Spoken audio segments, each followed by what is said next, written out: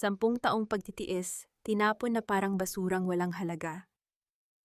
Habang nagpapakasasa sa yaman si Leandro, kasama ang marangyang kabit si Amihan, ay nanginginig sa malamig na bodega sa gitna ng unos. Wala kang silbi sa pamilyang ito, ang huling hagupit ng asawa, ngunit ang lumang kwintas sa kanyang kamay, ang magiging mitya ng kanilang pagbagsak. Hindi na siya iiyak. Babangon siya upang bawiin ang lahat. Handa ka na bang makita ang kanyang paghihigante? Huwag mo nang pangaraping umakyat sa bulwagan, Amihan. Ang dumi ng mga kamay mo ay hindi nararapat sa marangyang gabing ito. Sa simula't simula pa lang, isa ka lang namang pabigat na kinupkop namin dahil sa awa. Ang mga salitang iyon, na binigkas ng may malamig at matalim na himig, ay tila mga palaso na bumaon sa puso ni Amihan. Dahan-dahan niyang ibinaba ang hawak na kutsara. Sa maliit at mausok na kusina sa likod ng mansyon ng mga Montelibano sa Cebu, nakatayo siya sa harap ng nagbabagang kalan. Ang hangin doon ay mabigat puno ng amoy ng kumukulong sinigang na hipon, ang paboritong putahe ng kanyang asawang si Leandro. Sa labas ng makapal na pinto ng kusina, naririnig ang malalakas na tawanan, ang kalansing ng mga mamahaling baso ng alak at ang tugtog ng biolin na nagbabadya ng simula ng engrandeng anibersaryo ng Montelibano Transport. 10 taon. 10 taon siyang gumising bago sumikat ang araw, nagtiis sa hapdi ng mga paltos sa kanyang mga daliri mula sa walang katapusang pagtatrabaho at ibinenta ang bawat piraso ng natitirang alahas ng kanyang yumaong ina para lamang may maipambayad sa mga nagbabantang utang ng kumpanya ni Leandro. Ngunit ngayong gabi nang muling makabangon ang kumpanya mula sa bingit ng pagbagsak ang kanyang gantimpala, ay ang itago sa pinakamadilim na sulok ng bahay. Naramdaman ni Amihan ang unti-unting pagpiga sa kanyang lalamunan. Ang kanyang mga paa ay tila nawalan ng lakas, nanginginig sa ibabaw ng malamig at basang mga baldosa ng kusina. Ang kanyang paningin ay lumabo hindi dahil sa usok ng kalan, kundi dahil sa mga luhang pilit niyang ipinagkakait na pumatak. Ang bawat tibok ng kanyang puso ay tila isang mabigat na hampas ng alon sa mabatong dalampasigan, masakit pa ulit-ulit at walang awa. Ito ba ang kabayaran ng 10 taong pagpapakasakit? Ang mabilanggo sa sariling tahanan bilang isang estrangherong walang muka. Bumukas ang pinto ng kusina at pumasok si Leandro. Nakasuot ito ng isang mamahaling suit na itim, ang buhok ay maayos na naka-brush back at may amoy ng mamahaling pabango na hindi pamilyar kay Amihan. Tiningnan niya ang kanyang asawa ng may huling kislap ng pag-asa sa kanyang mga mata, umaasang makikita rito ang kahit kaunting pagkilala. "Mami, please, wag ka namang gumawa ng eksena ngayon," ang bulong ni Leandro habang iniiwas ang kanyang mga mata kay Amihan. Napakahalaga ng gabing ito para sa Montelibano Transport. Ang malalaking investors mula sa Manila ay nandyan sa labas. Tama si Mama, mas mabuting manatili ka muna rito sa kusina. Hayaan mo na ang mga professional caterers ang mag-asikaso sa mga bisita. Nanginig ang boses ni Amihan nang subukan niyang magsalita. "Leandro, binuwis ko ang lahat para sa kumpanyang ito. Ang huling alaala ng nanay ko, ang kwintas na tanging naiwan sa akin, ibinenta ko nang walang pag-aalinlangan para lang may pambayad ka sa mga naghahabol na creditors mo noon. Ngayong maayos na ang lahat, bakit parang ikinahihiya mo ako? Bakit hindi ko man lang pwedeng batiin ang mga taong tinulungan kong kausapin nung walang-wala tayo?" Huminga ng malalim si Leandro, ang kanyang mukha ay nagpakita ng inip at bahagyang galit. "Hindi kita ikinahihiya, Amihan. Pero tingnan mo naman ang sarili mo. You look so tired and haggard. Ang mga kamay mo ay magaspang at ang suot mo ay simpleng duster lang. Hindi ka bagay sa mga elite partners ko. If you talaga love me, maiintindihan mo ako. Huwag mo naman akong hilahin pababa sa oras na ito kung kailan malapit na nating makuha ang pinakamalaking kontrata sa daungan." Pumasok si Doña Corazon sa kusina, ang kanyang marangyang gown na ginto ay tila kumikinang sa ilalim ng liwanag ng fluorescent lamp. Tiningnan niya si Amihan mula ulo hanggang paa ng may matinding pandidiri bago humarap sa isang katulong na nakatayo sa tabi. "Itapon mo ang pagkaing iyan," ang utos ng matandang babae, habang itinuturo ang pot ng sinigang na niluto ni Amihan. "Mayroon tayong imported na pagkain mula sa catering. Masisira ang panlasa ng mga bisita sa murang putaheng iyan na amoy daungan. At ikaw, Amihan, kung talagang may utang na loob ka sa pamilyang ito na nag-ahon sa iyo mula sa pagiging ulila, matuto kang lumugar." Ang katulong ay lumapit at dahan-dahang binuhat ang pot. Ang tunog ng pagtatapon ng pagkain sa basurahan sa labas ng pinto ay tila ang tunog ng pagdurog sa huling bahagi ng pagkatao ni Amihan. Nanatili siyang nakatayo, ang kanyang mga kamay ay nakakuyom sa kanyang gilid, pinipigilan ang sarili na humagulhol sa harap ng mga taong itinuring niyang pamilya. Mula sa malaking bulwagan narinig ang boses ng MC na umaaling-aungaw sa pamamagitan ng sound system. At ngayon mga Ginoo, at ginangsalubungin natin ang utak sa likod ng tagumpay ng Montelibano Transport, ang ating CEO Mr. Leandro Montelibano, kasama ang kanyang napakaganda at marangyang katuwang para sa gabing ito, ang nag-iisang tagapagmana ng Solar Lines, Miss Valerie Solar. Narinig ni Amihan ang malakas na palakpakan ng mga tao. Dahan-dahan siyang lumapit sa maliit na siwang ng pinto ng kusina. Doon sa ilalim ng naglalakihang kristal na chandelier, nakita niya si Leandro na nakangiti, ang isang kamay ay maingat na nakahawak sa baywang ng isang magandang babaeng naka-red gown. Si Doña Corazon naman ay nakatayo sa tabi nila, may hawak na baso ng champagne at buong kapurihang ipinapakilala ang dalawa sa mga mayayaman at makapangyarihang tao sa Cebu. Ang bawat ngiti ni Leandro sa ibang babae ay tila isang matalim na kutsilyo na humihiwa sa bawat alaala ng kanilang mga pangako sa isa't isa. Ang sakit ay hindi na lamang isang emosyon. Ito ay naging isang pisikal na bigat na nagpabagsak sa kanya sa kanyang mga tuhod sa tabi ng pintuan ng kusina. Sa loob ng tahimik at malamig na silid-aklatan ng mansyon, ang tunog lamang ng pluma sa ibabaw ng papel ang maririnig.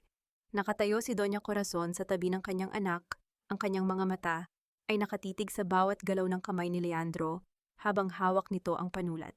Pirmahan mo na iyan, Leandro, ang malamig na utos ng matandang babae.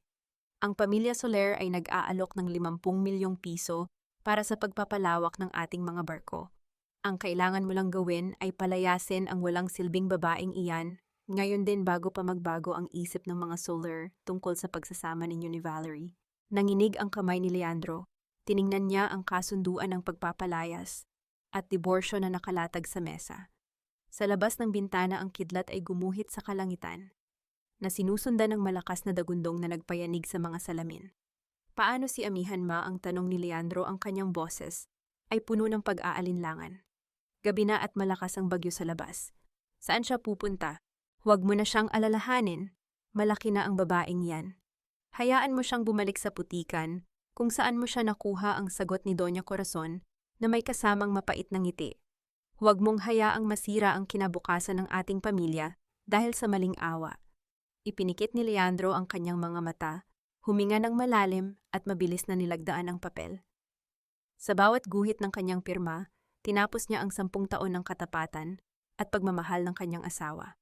Pagbaba nila sa grand foyer ng mansyon, doon na naghihintay si Amihan. Ang kanyang maliit na bag na gawa sa lumang tela ay nakalatag sa sahig, itinapon doon ng mga katulong sa ilalim ng utos ng kanyang biyenan.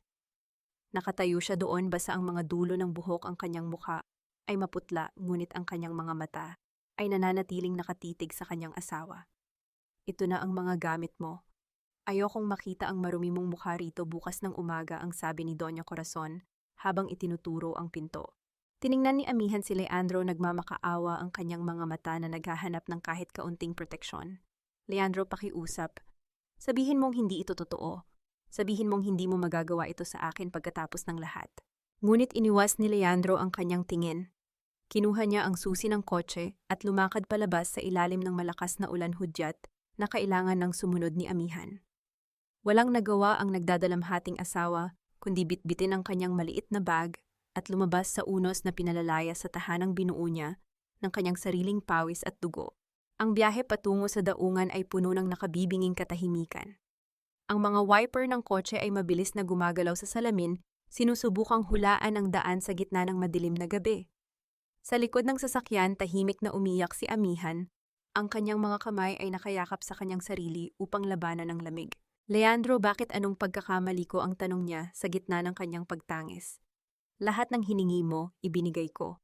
Lahat ng sakit na idinulot ng pamilya mo, tiniis ko. Bakit kailangang umabot sa ganito? Humarap ng bahagya si Leandro, ang kanyang mga kamay ay mahigpit na nakahawak sa manibela hanggang sa mamuti ang kanyang mga kasukasuan. This is business, Amihan. Hindi tayo mabubuhay sa pag-ibig lang. Kailangan kong iligtas ang kumpanya ng tatay ko. Magiging maayos din ang lahat para sa'yo, sa ibang lugar. Nang mapagtanto ni Amihan Napatungo sila sa abandonadong bahagi ng daungan, dahan-dahan niyang itinapat ang kanyang palad sa malamig na salamin ng bintana ng kotse. Doon sa gitna ng kadiliman ng ulan sa labas, nag-iwan ang kanyang magaspang na kamay ng isang maruming marka sa salamin, isang patunay ng kanyang pagod na katawan na binaliwala ng lalaking pinag-alayan niya ng kanyang kabataan. Huminto ang sasakyan sa tapat ng isang lumang bodega na gawa sa kinakalawang na yero. Ang mga alon sa tabi ng daungan ay galit na humahampas sa mga sementadong pader, nagtatapon ng malamig na tubig alat sa hangin. Binuksan ni Leandro ang pinto at hinila si Amihan palabas. Agad na nabasa ng ulan ang manipis nitong duster. Binuksan niya ang malaking kalawanging pinto ng bodega at itinulak si Amihan sa loob. Manatili ka muna rito hanggang sa matapos ang bagyo. Bukas may kukuha sa iyo rito para ihatid ka sa Manila. Doon ka na magsimula muli, ang huling sabi ni Leandro bago niya dahan-dahang isara ang pinto. Ang tunog ng bakal na nagtatama at ang pag-lock ng mabigat na kadena mula sa labas ay umalingaw-ngaw sa buong bodega. Naiwan si Amihan sa loob ng ganap na kadiliman, naririnig lamang ang ugong ng hangin at ang ulan na humahampas sa bubong. Dahan-dahang gumapang ang malamig na tubig baha mula sa ilalim ng pinto, unt-unting binabasa ang kanyang mga paa. Ang hangin sa loob ay amoy kalawang at mabigat at mahirap hingahin. Naramdaman ni Amihan ang unti-unting pagpiga sa kanyang dibdib. Ang kanyang bawat paghinga ay naging mababaw at may kasamang sipol. Ang kanyang hika ay nagsisimula ng umatake at wala siyang dalang gamot sa loob ng madilim na silid na unti-unting napupuno ng tubig. Sa gitna ng lumalalim na gabi, ang tubig baha sa loob ng bodega ay umabot na sa mga bukong-bukong ni Amihan.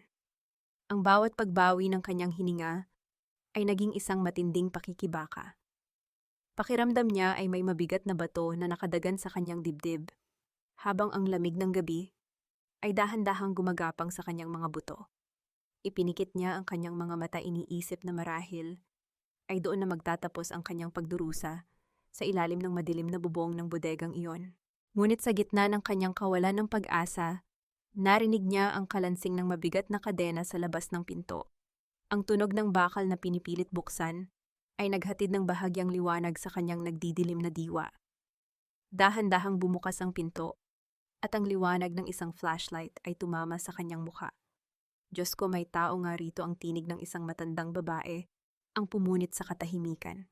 Mabilis na lumapit ang matanda na walang iba kundi si Aling Teresa na nagpapatakbo ng isang maliit na karinderya sa tabi ng daungan. Nakita niya si Amihan na nakahandusay sa basang semento, nanginginig at halos hindi na makahinga. Sa tulong ng kanyang natitirang lakas, inakay niya si Amihan. Palabas ng bodega, binuhat ang basa nitong bag at dinala ito patungo sa kanyang maliit, ngunit tuyong kubo na matatagpuan ilang metro lamang ang layo mula sa daungan.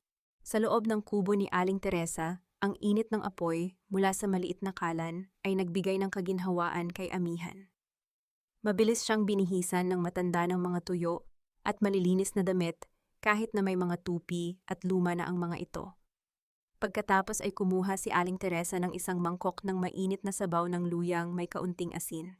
Dahan-dahan na inihipan ng matanda ang bawat kutsara ng mainit na sabaw upang palamigin ito bago maingat na isubo sa nangangatog na mga labi ni Amihan. Ang simpleng pagkalinga na ito ay nagdulot ng masaganang luha sa mga mata ni Amihan. Sa loob ng 10 taon sa mansyon ng mga Montalibano, kahit kailan ay walang nag-alaga sa kanya ng gito. Palagi siyang tinitingnan bilang isang tagasilbi, isang taong walang karapatang mapagod o magkasakit. Salamat po, Aling Teresa, ang mahinang bulong ni Amihan pagkatapos uminom ng sabaw. Ang kanyang paghinga ay dahan-dahang kumalma salamat sa init ng tsaa at ng apoy sa kalan. Sino ang gumawa nito sa iyo, nene? Bakit kanila ikinulong sa bodegang iyon sa gitna ng ganitong kalakas na bagyo?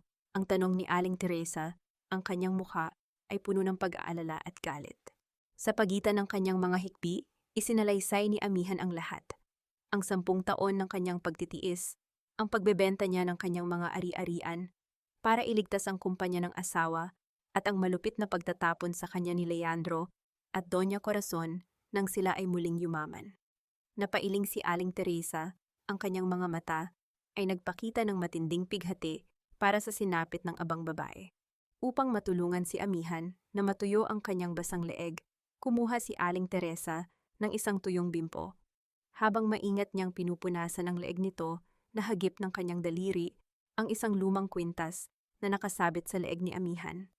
Ang palawit nito ay gawa sa isang pambihirang puting shell na may nakaukit na disenyo ng isang ligaw na rosas na napapalibutan ng timon ng barko. Natigilan si Aling Teresa. Ang bimpo sa kanyang kamay ay dahan-dahang nalaglag sa sahig. Kinuha niya ang palawit ng kwintas, ang kanyang mga kamay ay nanginginig ng husto habang tinititigan ang bawat detalye nito. "Saan mo nakuha ito?" Amihan ang tanong ng matanda, ang kanyang boses ay tila nagbago, puno ng takot at pagkamangha. "Iniwan po iyan ng nanay ko bago siya namatay." Noong bata pa ako, ang sagot ni Amihan. Nagtataka sa reaksyon ng matanda. Sabi niya, "Wag ko raw itong iwawala dahil ito lamang ang magpapatunay kung sino talaga ako kapag dumating ang tamang panahon." Naiyak si Aling Teresa, tinakpan ang kanyang bibig habang nakatitig kay Amihan. "Hindi ako pwedeng magkamali." Ang tatak na ito ang disenyo ng ligaw na rosas sa loob ng timon. Ito ang natatanging simbolo ng pamilya Solano, ang mga nagmamay-ari ng Solano Maritime. Isinalaysay ni Aling Teresa na noong kanyang kabataan, nagtrabaho siya bilang isang yaya sa marangyang tahanan ng mga Solano sa Manila. Ang yumaong taifu na si Don Celestino Solano ay nagkaroon ng isang anak na babae sa kanyang unang asawa, ngunit dahil sa matinding kasakiman at banta sa buhay mula sa mga kamag-anak na naghahangad ng yaman, nagpa siya ang ina na itakas ang sanggol at magtago sa malalayong lalawigan.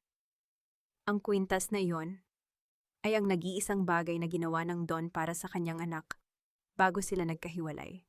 "Amihan, ikaw ang nawawalang anak ni Don Celestino Solano. Ikaw ang nag-iisang tagapagmana ng pinakamalaking imperyo ng mga barko sa buong bansa," ang umiiyak na pahayag ni Aling Teresa. Hindi makapaniwala si Amihan. Paano mangyayari na ang isang babaeng itinapon at itinuring na basura ay siya palang nag-iisang may-ari ng isang kayamanang hindi kayang bilhin ng buong pamilya Montelibano? Habang natutulog si Amihan sa ibabaw ng banig dahil sa labis na pagod, dahan-dahang lumapit si Aling Teresa sa isang sulok ng kubo. Itinaas niya ang isang lumang piraso ng kahoy sa sahig na nagpapakita ng isang lihim na taguan sa ilalim. Doon nakatago ang mga lumang pahayagan na may mga kupas na larawan tungkol sa paghahanap ng pamilya Solano sa kanilang nawawalang anak, mga balitang itinago niya sa loob ng maraming dekada upang maprotektahan ang bata kung sakaling ito ay matagpuan. Ngunit ang katahimikan ng gabi ay biglang naputol. Ang ulan sa labas ay naging mahina na lamang, ngunit ang ugong ng isang malakas na makina ng sasakyan ay nagsimulang lumapit sa kanilang kubo. Isang marangya at makintab na itim na sasakyan ang dahan-dahang huminto mismo sa tapat ng maliit na kubo ni Aling Teresa. Ang liwanag ng mga headlights nito ay tumagos sa mga siwang ng dingding na gawa sa nipa na nagdala ng isang bagong anino sa loob ng silid. Narinig ang tunog ng pagkabukas ng pinto ng kotse na sinusundan ng mabibigat na hakbang ng sapatos sa basang putikan patungo sa kanilang pinto. Ang marahang katok sa pintuang gawa sa kawayan ay nagdulot ng kaba sa loob ng maliit na kubo. Maingat na lumapit si Aling Teresa at dahan-dahang binuksan ang pinto. Isang matangkad na lalaki na may edad na ang nakatayo sa labas sa ilalim ng ambon. Nakasuot ito ng isang mamahaling Amerikana na bahagyang nabasa ng ulan, hawak ang isang itim na payong at isang leather na bag. Ang kanyang tindig ay pormal at kagalang-galang. "Magandang gabi po. Ako si Attorney Valeriano, ang tapat na tagapagtanggol ng pamilya Solano." Ang pakilala ng lalaki, ang kanyang tinig ay mahinahon ngunit puno ng awtoridad. "Matagal ko nang hinahanap ang anak ng aking yumaong amo at ang mga bakas ay nagdala sa akin dito sa daungan ng Cebu." Pinasok ni Aling Teresa ang abogado sa loob ng kubo. Nang makita ni Attorney Valeriano si Amihan na nakaupo malapit sa kalan, na pahinto ito. Ang kanyang mga mata ay agad na natuon sa kwintas na nakasabit sa leeg ng babae. "Maaari ko bang masuri ang kwintas na iyan, iha?" ang pakiusap ng abogado habang dahan-dahang lumalapit. Tumango si Amihan, kahit na may kaba sa kanyang dibdib. Kinuha ni Attorney Valeriano mula sa kanyang bag ang isang maliit na kristal na lente. Maingat niyang hinawakan ang puting palawit at itinapat ang lente upang tingnan ang likod nito. Sa ilalim ng magnifying glass, malinaw na nakaukit ang isang napakaliit na serial number at ang mga inisyal na CS-174-A. Nanginig ang mga kamay ng abogado. Dahan-dahan niyang ibinaba ang kwintas at ang kanyang mukha ay napuno ng matinding emosyon. Diyos ko, siya nga, ikaw nga amihan ang bulong ng abogado ang kanyang boses ay naging pause dahil sa nagbabadyang luha. Inalis ni Attorney Valeriano ang kanyang salamin at kumuha ng panyo upang punasan ang kanyang mga mata na basa ng luha. Tinitigan niyang mabuti si amihan. Ang kanyang puso ay puno ng labis na kagalakan. Pagkatapos ng maraming taon ng paghahanap, ang mga mata mo, kamukhang kamukha ng iyong ama, si Don Celestino Solano. Ang katatagan sa iyong mga titig ay patunay na dumadaloy sa iyo ang kanyang dugo. Walang duda ikaw ang nag-iisang tagapagmana ng Solano Maritime. Kinuha ng abogado mula sa kanyang bag ang isang luma, ngunit maayos na larawan. Inabot niya ito kay amihan. Sa larawan nakita ni amihan ang isang Ginoo na may marangal na mukha at may mainit na ngiti, isang ngiting katulad ng sa kanya. Sa unang pagkakataon sa kanyang buhay nakita ni amihan ang mukha ng kanyang ama. Ang bawat daliri niya ay nanginginig habang hinahaplos ang mukha sa larawan at ang mga luha ng pangungulila ay dahan-dahang pumatak sa ibabaw ng salamin nito. Ipinaliwanag ni Attorney Valeriano na si Don Celestino ay yumao na ilang taon na ang nakalilipas, ngunit iniwan nito ang buong imperyo ng Solano Maritime sa isang lihim na trust fund na tanging ang tunay na anak lamang ang makakakuha sa pamamagitan ng kwintas at ng tamang pirma. Handa na ang lahat sa Manila, amihan. Oras na para bawiin mo ang iyong kaharian at ang lahat ng karangyaan na nararapat sa iyo. Ikaw ang bagong reyna ng Solano Maritime, ang alok ng abogado. Ngunit napailing si amihan, ang kanyang puso ay puno ng pag-aalinlangan at takot. Paano ko gagawin iyon? Attorney, isa lamang akong simpleng babae. 10 taon akong itinuring na walang halaga ng pamilya Montelibano. Binaliwala nila ako, tinawag na hampas lupa. Baka hindi ko kayang mamuno sa ganyang kalaking kumpanya. Huwag kang matakot, amihan. Kasama mo kami ang pagpapalakas ng loob ni Aling Teresa habang hinahawakan ang kanyang balikat. Ang dugong dumadaloy sa iyo ay dugong Solano. Mas matatag ka kaysa sa inakala mo. Habang kinukuha ni Attorney Valeriano ang kanyang pluma mula sa bulsa upang ihanda ang mga papel, isang maliit at nakatuping piraso ng papel ang hindi sinasadyang nalaglag mula sa kanyang Amerikana patungo sa kawayang sahig. Napansin ito ni amihan. Bago pa man makuha ng abogado ang papel, malinaw na nakita ni amihan ang nakasulat na pangalan sa likod nito, Leandro Montelibano. Bago pa man makapagtanong si amihan tungkol sa papel na iyon, seryosong nagsalita muli ang abogado. May isa pa akong mahalagang bagay na kailangang sabihin sa iyo, amihan. Ang pamilya Montelibano, ang kumpanya ng asawa mo, kasalukuyan silang nag-a-apply para sa isang malaking pautang sa ating bangko. At ang masama, gumagamit sila ng mga huwad na dokumento ng Solano Maritime upang maging garantiya sa kanilang bidding sa Manila. Isang malamig na ihip ng hangin ang pumasok sa mga siwang ng bintana ng kubo na nagdulot ng kilabot sa balat ni amihan, habang ang katotohanan ng kataksilan ng kanyang asawa ay muling nagbukas ng sugat sa kanyang puso. Ang kulay abo na kalangitan sa kinaumagahan ay nag-iwan ng malamig na simoy ng hangin sa dalampasigan ng Cebu. Naglalakad si amihan sa tabi ng pampang pinapanood ang bawat banayad na alon na dumarating at dahan-dahang nawawala sa buhanginan. Tiningnan niya ang kanyang sariling refleksyon sa tubig, isang mukhang pagod, may mga bakas ng luha, ngunit may mga matang tila may nagbabadyang bagong liwanag. Inalaala niya ang 10 taon ng kanyang buhay sa mansyon ng mga Montelibano. Sa bawat araw na dumaan, binuo niya ang kanyang mundo sa paligid ng pag-ibig kay Leandro at ng pangarap na magkaroon ng isang payak ngunit tahimik na pamilya.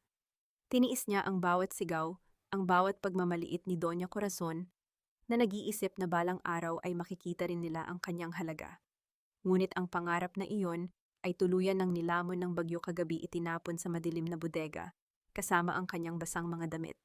Dahan-dahang lumapit si Aling Teresa at isinuot ang isang manipis na bandana sa balikat ni amihan upang protektahan ito sa malamig na hangin. Anong iniisip mo, anak? Ang malambot na tanong ng matanda. Natatakot po ako, Aling Teresa, ang pag-amin ni amihan. Ang kanyang tingin ay nananatili sa malawak na dagat.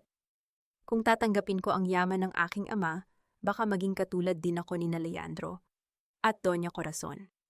Baka lamunin din ako ng kasakiman at ng galit. Ayokong maging masamang tao para lang makabawi sa kanila. Ngumiti ng bahagya si Aling Teresa, hinaplos ang buhok ni Amihan. Ang kapangyarihan at yaman ay hindi masama, Amihan. Depende ito sa kamay ng humahawak. Ang pamilya Montelibano ay ginamit ang kanilang kaunting yaman upang mang-api at magsamantala sa mga walang laban. Ngunit ikaw, maaari mong gamitin ang kapangyarihang ito upang maging kalasag ng mga mahihirap, upang ibalik ang katarungan sa mga mangingisdang ninakawan nila ng kabuhayan. Ang tunay na hustisya ay hindi paghihiganti. Ito ay pagtuwid sa mga baluktot na daan. Ang pasang mga salita ng matanda ay tila isang mainit na liwanag na nagpawi sa kadiliman sa puso ni Amihan. Napagtanto niya na ang kanyang laban ay hindi lamang para sa kanyang sarili, kundi para sa bawat taong binaliwala at inapi ng pamilyang Montelibano. Bumalik sila sa loob ng kubo kung saan naghihintay si Attorney Valeriano, kasama ang makakapal na dokumento sa ibabaw ng maliit na lamesang kawayan. Tiningnan ni Amihan ang blankong linya para sa kanyang lagda. Tatanggapin ko po ang pamana ng aking ama, Attorney Valeriano, ang seryosong pahayag ni Amihan. Ngunit mayroon akong isang kondisyon. Ano iyon, iha? Ang tanong ng abogado habang inaayos ang kanyang salamin. Manatili muna tayong lihim. I want to remain in the shadows. Hayaan nating isipin ni Leandro at Doña Corazon na nagtagumpay sila sa kanilang kasamaan. Gusto kong makita kung gaano kalalim ang kanilang kasakiman at gusto kong ipunin ang bawat ebidensya ng kanilang mga ilegal na gawain. Hindi ko sila wawasakin sa pamamagitan ng galit. Hahayaan kong ang sarili nilang mga krimen ang magpabagsak sa kanila. Isang ngiti ng paghanga ang sumilay sa mukha ni Attorney Valeriano. Napakatalino mo, Amihan. Katulad ka nga ng iyong ama. Siya ay isang taong hindi gumagamit ng dahas kundi ng talino at pasensya. Kinuha ni Amihan ang pluma at matatag na isinulat ang kanyang pangalan sa kasunduan. Pagkatapos nito, dahan-dahan niyang itiniklop ang kanyang lumang duster na damit ang damit na suot niya nang palayasin siya sa gabi ng bagyo at maingat na inilagay ito sa pinakailalim ng bagong mamahaling bag na gawa sa balat na binigay ng abogado. Ito ang magpapaalala sa akin kung saan ako nanggaling ang bulong niya sa sarili.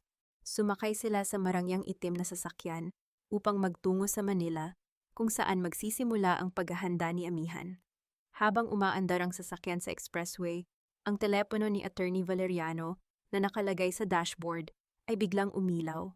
Isang tawag mula sa isang hindi kilalang numero ang pumasok.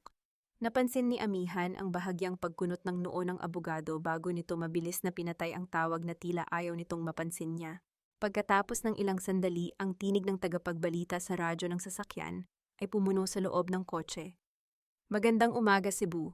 Sa mga balitang daungan opisyal, nang nakakuha ng paunang pag-apruba ang Montelibano Transport para sa darating na malaking bidding sa Manila Port.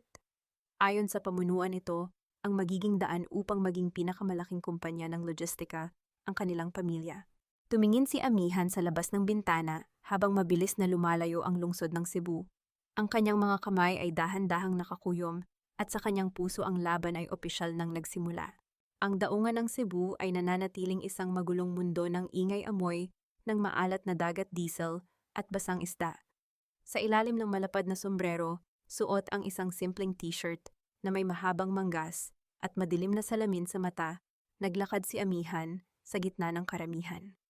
Walang sino man sa mga abalang kargador o mga naglalako ang makakakilala sa kanya bilang ang dating api at mahiyain na asawa ni Leandro o ang bagong nag-iisang tagapagmana ng Solano Maritime. Naglakad siya patungo sa dalampasigan kung saan nagtitipon ang mga lokal na mangingisda. Doon nagkunwari siyang naghahanap ng sariwang huli upang makipag-usap sa kanila. Wala na kaming makuha ngayon, hidya ang malungkot na sabi ni Mang Tomas, isang matandang mangingisda na may mukhang pinatigas ng init ng araw at alat ng dagat. Ang mga Montelibano binawasan na naman ang bayad sa amin sa bawat kilo ng isda. Sila rin ang nagmamay-ari ng mga bodega ng yelo at kagamitan. Kaya parang alipin na kami sa sarili naming dagat. Kapag hindi kami sumunod sa kanilang bagong kontrata, kinukuha nila ang aming mga bangka na siyang tanging buhay ng aming pamilya. Habang nakikinig si Amihan, isang marangyang sasakyang pickup na may logo ng Montelibano Transport ang biglang huminto sa malapit. Bumaba mula rito ang tatlong malalaking lalaki na pinangungunahan ni Jojo, ang kilalang kanang kamay at pinunong mato ni Leandro. Tomas, nasaan na ang kontrata mo, ang sigaw ni Jojo habang magaspang na lumalapit kay Mang Tomas. Pirmahan mo na ito ngayon kung gusto mo pang makitang nakalutang ang bangka mo bukas ng umaga. Huwag naman po, Boss Jojo, ang pagmamakaawa ng matanda habang nakataas ang kanyang nanginginig na mga kamay. Masisira ang buhay ng pamilya ko kung kukunin ninyo ang bangka ko nang walang tamang bayad. Hindi kasapatan ang ibinibigay ninyong halaga para sa 6 kong anak. Walang pakialam si Jojo. Itinulak niya ng malakas si Mang Tomas dahilan upang mapaupo ang matanda sa basang lupa. Dahil sa lakas ng pagbagsak, ang lumang tsinelas na goma ni Mang Tomas ay natanggal at natapon sa makapal at maitim na putikan sa tabi ng mga kahon ng isda. Nakaramdam si Amihan ng matinding kirot sa kanyang dibdib. Ang eksenang ito ay hindi naiiba sa kung paano siya itinulak at itinapon ng mga Montelibano sa gabing iyon ng bagyo.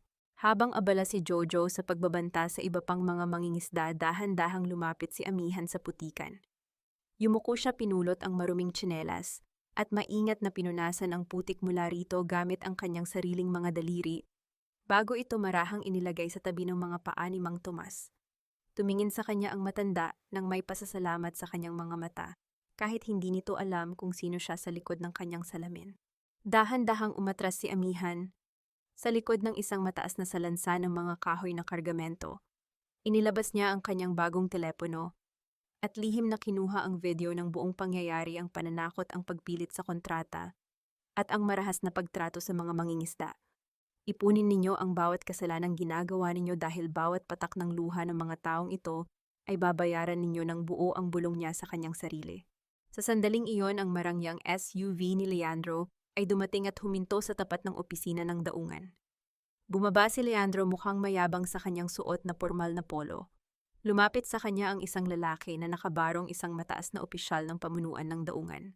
Mula sa kanyang pinagtataguan, nakita ni Amihan ang pag-abot ni Leandro ng isang makapal na puting sobre sa opisyal na mabilis namang isinilid ng huli sa kanyang bulsa bago sila nagkamayan ng may malalaking ngiti.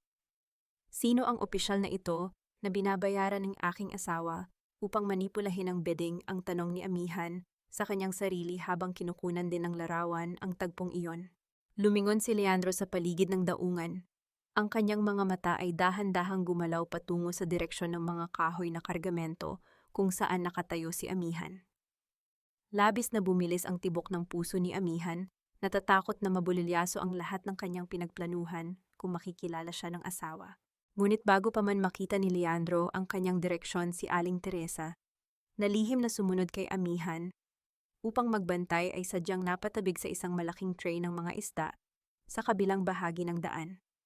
Ang tunog ng pagbagsak ng tray at ang pagkalat ng mga isda sa semento ay umagaw sa pansin ng lahat, kasama na si Leandro. Ano ba yan? Napakagulo talaga rito, sa daungan ng inis, nasabi ni Leandro habang tumatalikod at pumasok sa opisina. Mabilis na umatras si Amihan patungo sa makikitid at madidilim na eskinita sa likod ng mga bodega upang makatakas. Ngunit sa kanyang pagtalikod sa isang sulok, nakita niya si Jojo na nakatitig sa kanya mula sa malayo.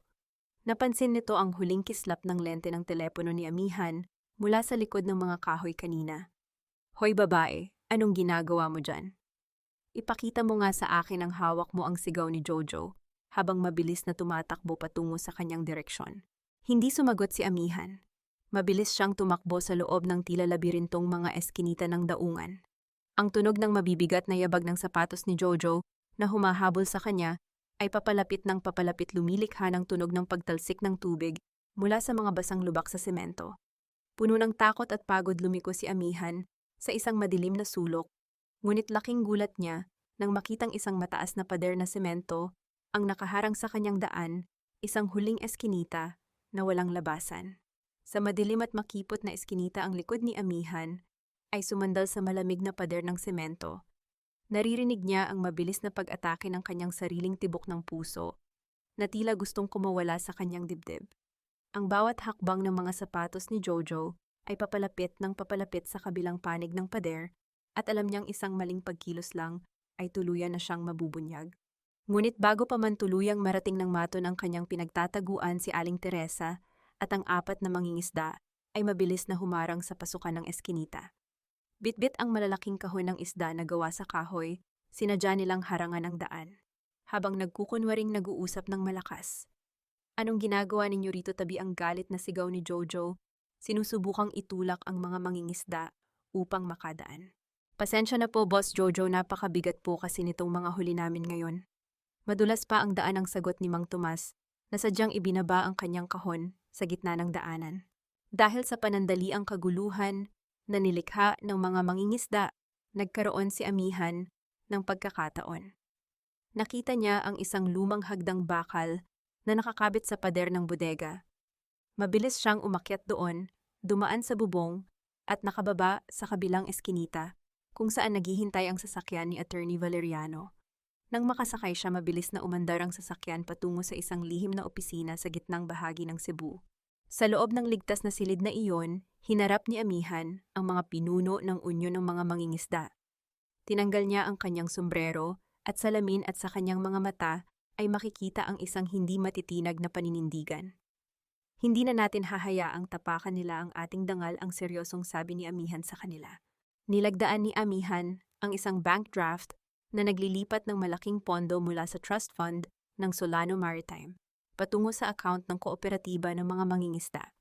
Ang perang ito ay gagamitin upang tubusin ang lahat ng mga bangka na ilegal na kinumpiska ng mga Montelibano at upang bayaran ang pinakamagaling na legal team na lalaban sa kanilang mga huwad na kontrata.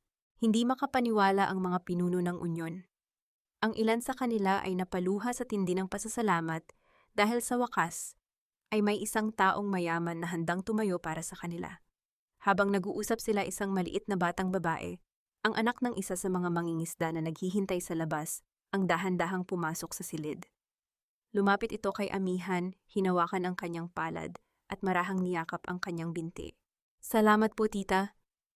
Makakapangisda na po ulit si Papa dahil sa inyo ang bulong ng bata nang may inosenteng ngiti. Luhod na hinarap ni Amihan ang bata, niyakap ito nang mahigpit habang ang mga luha ay dahan-dahang pumatak sa kanyang mga pisngi. Sa sandaling iyon, naramdaman niya ang tunay na halaga ng kanyang pamana. Ang yaman ng kanyang ama ay hindi para sa marangyang pamumuhay, kundi para maging kalasag ng mga taong tulad ng batang ito. Samantala sa opisina ng Montelibano Transport, walang tigil sa paglakad si Leandro mula sa isang sulok ng silid patungo sa isa pa. Ang kanyang mukha ay puno ng pawis kahit na malakas ang aircon ng opisina. Hawak niya ang kanyang telepono kakatapos lang makipag-usap sa manager ng bangko. Sino, anong ibig mong sabihin? Na may malaking shareholder na humaharang sa aming loan, ang galit na tanong ni Leandro. Matagal na kaming kliyente ng bangko ninyo. Sir, may nagreklamo po mula sa Manila na ang mga ari-ariang ginagamit ninyong kolateral ay may mga issue sa legalidad. Kailangan po naming suriin muli ang lahat ng dokumento, ang huling sagot ng manager bago nito ibaba ang tawag. Itinatapon ni Leandro ang isang hawak na panulat sa dingding dahil sa matinding galit. Sino ang humaharang sa bawat galaw ko, ang sigaw niya sa sarili. Bumukas ang pinto at pumasok si Doña Corazon, ang kanyang mukha ay puno ng galit at pagmamaliit nang makita ang kahinaan ng kanyang anak. Bakit ka natatakot, Leandro? Napakahina mo talaga. Katulad ka ng ama mong walang silbi na madaling sumuko sa oras ng gipit, ang sabi ng matandang babae habang nauupo sa sofa. Hindi natin makuha ang loan. At kung wala tayong pondo, paano tayo sasali sa bidding sa Manila Port sa susunod na linggo? May humaharang sa atin mula sa Manila, ang paliwanag ni Leandro, desperado na ang kanyang tinig. Huwag kang tanga, Leandro. Kung hindi aprobado ang loan gamit ang collateral natin, gamitin mo ang pangalan ng Solano Maritime. Gumawa ka ng huwad na pirma ng kanilang kinatawan. Walang makakapansin niyan dahil abala sila sa paghahanap ng kanilang nawawalang tagapagmana. Ang mahalaga ay makuha natin ang bidding na iyon. Kapag nanalo tayo, mababayaran natin ang lahat at walang makakaalam ng katotohanan. Ngunit kung hahayaan mong bumagsak ang kumpanya, ikaw ang sisisihin ko sa pagkawala ng pangalan ng ating pamilya. Napatitig si Leandro sa kanyang inaramdam ang matinding manipulasyon nito na tila isang lubid na unti-unting sumasakal sa kanyang leeg. Sa sandaling iyon, ang mahinang panginginig ng kanyang telepono sa ibabaw ng lamesa ay umagaw sa kanyang pansin. Isang bagong mensahe mula sa isang hindi kilalang numero ang dumating. Binuksan niya ito at laking gulat niya nang makita ang isang larawan ng kanyang loan application na may pulang bilog sa pirma ng Solano Maritime at may nakasulat na salita sa ibaba mula sa mga huwad na kamay. Nawalan ng kulay ang mukha ni Leandro. Bago pa man siya makapagsalita, ang mga ilaw sa buong opisina ay biglang kumukurap-kurap at tuluyang namatay na nagdala ng ganap na kadiliman sa buong silid dahil sa biglaang pagbaha sa silid ng kuryente sa ibaba ng gusali. Sa loob ng marangyang sala ng mansyon ng mga Montelibano, ang hangin ay mabigat at puno ng tensyon. Nakatayo si Attorney Santos, ang matagal ng abogado ng pamilya, hawak ang isang makapal na folder ng mga dokumento ng pagsasangla. Doña Corazon, pakiusap, mag-isip muna kayo. Ang babala ng abogado, ang kanyang tinig ay puno ng pag-aalala. Ang mansyong ito ang huling natitirang ari-arian ng inyong pamilya na walang anumang utang. Kung mabibigo kayo sa bidding sa Manila, o kung sakaling magkaproblema ang inyong cash flow, kukunin ng bangko ang bahay na ito. Mawawalan kayo ng tirahan. Humarap si Doña Corazon sa abogado na may kasamang matalim na tingin ang kanyang mga mata, ay nanlilisik sa galit.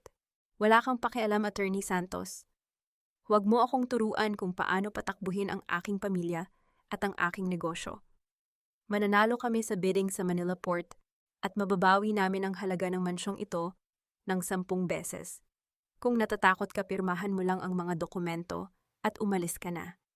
Tanggal ka na bilang abogado ng pamilyang ito, ang sigaw ng matandang babae. Napatingin si Leandro sa kanyang ina. Ang kanyang puso ay puno ng kaba. Masigurado ka ba rito? Paano kung magkaproblema ang lahat? Leandro, binuwis ko ang aking buong buhay para sa kapakanan mo, ang pagmamanipula ni Doña Corazon habang hawak ang balikat ng kanyang anak. Ngayong may pagkakataon na tayong maging kabilang sa pinakamayayaman sa bansa, mag-aalangan ka pa ba? Gawin mo ito para sa dangal ng ating pangalan. Huwag mong tularan ang kaduwagan ng asawa mong hampas lupa. Habang nangyayari ito sa mansyon, si Amihan naman ay nasa kanyang lihim na opisina, sinusuri ang mga ulat na ipinadala ng kanyang pribadong investigador.